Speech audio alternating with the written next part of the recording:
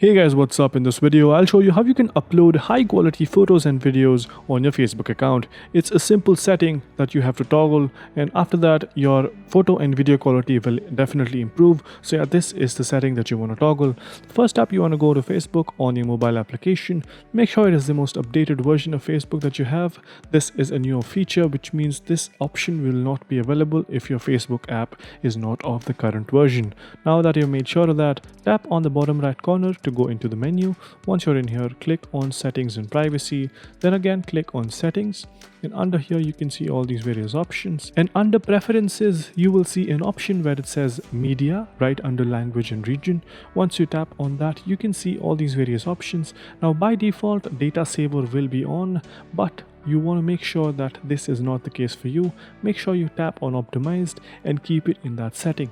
Now depending on the network connection that you have, the video quality will definitely improve, as data saver ultimately reduces the quality of the video to save data, but once you tap on optimized, your video quality will improve. It will get less compressed, and hopefully you guys will be able to enjoy the higher quality of videos or photos for that matter being uploaded onto your Facebook account. So yeah, once you've tapped on the optimized setting, that's it.